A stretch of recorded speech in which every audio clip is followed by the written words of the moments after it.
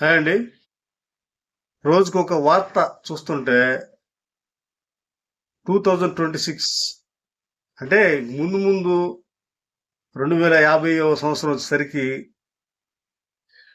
ఎలా ఉంటుందో తలుచుకుంటేనే భయం వేస్తుంది. ఆ?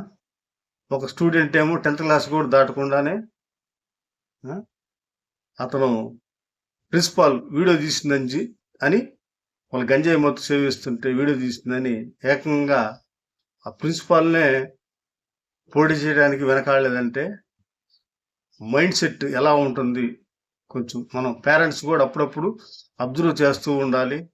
వాళ్ళ బుక్స్ కూడా ఒక్కొక్కసారి వాళ్ళు తిరగేస్తూ వీళ్ళు ఏ విధంగా బిహేవియర్ ఏమన్నా ఎలా మారుతుంది, ఎలా ఉంటుందని అప్పుడప్పుడు అబ్జర్వ్ చేస్తూ కొంచెం జాగ్రత్తగా మన సైడ్ నుంచి కూడా కొంచెం స్టడీ అనేది కొంచెం ఉండాలి.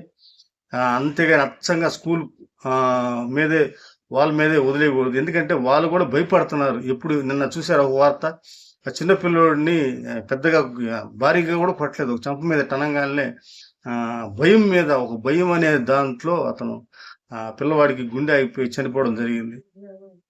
ఇంకొక పిల్లవాడు ఐఫోన్ కొనిలేదనేసి ఒక పెద్ద ఒక శిఖరం మీదకి, ఎత్తు అయిన స్థలం మీదకి వెక్కి నేను పడిపోతాను కొనిగిపోతే అని భయపిస్తే ఆ తల్లిదండ్రులు కాపాడదాం దగ్గరికి వచ్చేసరికి అతను పడిపోవడమే కాక ఆ పట్టుకోవడానికి వచ్చిన తల్లిదండ్రులు కూడా ఆ లోయలో పడి చనిపోయారు. ఎలా ఉన్నారు చూడండి. అబ్బాయిని కాపాడడానికి వచ్చి తల్లిదండ్రులు కూడా చనిపోయారు. ఇలాగా ఉన్నాయి. కాబట్టి మనం కూడా కొంచెం కేర్ తీసుకుని, అంటే ఒకప్పుడు రోజులు మనం తీసుకుంటే ఎలా ఆ తిండి ఎలా ఉండేది, వాళ్ళ టీచర్ కొట్టే దెబ్బలు కూడా మనం భరాయించేవాళ్ళం. వంగపెట్టి బాదిన, పెన్సిల్ పెట్టి తిప్పిన భయంకరంగా గోడ కుర్చీలు వేసేవాళ్ళు, మోకాళ్ళ మీద నిలబెట్టేవాళ్ళు, ఎండలో చాలా చాలా పనిష్మెంట్లు ఇచ్చి పాఠాలు చెప్పేవాళ్ళు. అవేది కాదు. ఎందుకంటే ఆ తిండి అలాంటిది, మనుషులు అలాంటి ఒరిజినల్, అంతా ఒరిజినల్ ఉండేది బాడీలో కూడా.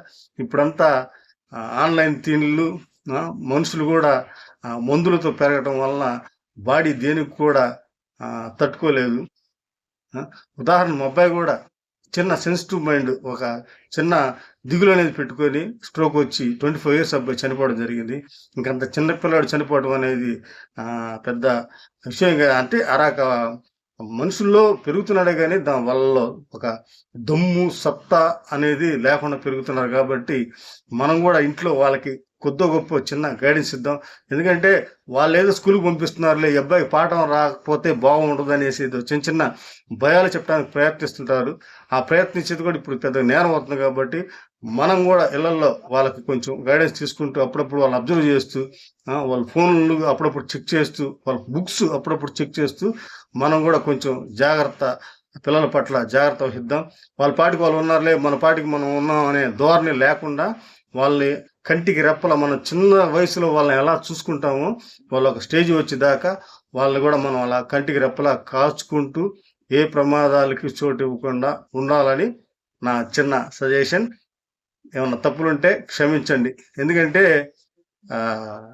ఎవరి పిల్లలైనా మన కళ్ళ ముందే తప్పులు చేసి వాళ్ళు జైలు పాలవటం లేకపోతే చనిపోవటం జరుగుతుంటే, ఎందుకంటే అది కొన్ని మనం పట్టించుకున్నప్పుడు ఏమైందంటే అవి పీచికి చేరిపోయినప్పుడు ఇట్లాంటివి జరుగుతుంటాయి. కాబట్టి మనం కూడా కొద్దో గొప్ప పిల్లల్ని గమనించుకుంటూ ముందుకెళ్దాం. జై హింద్.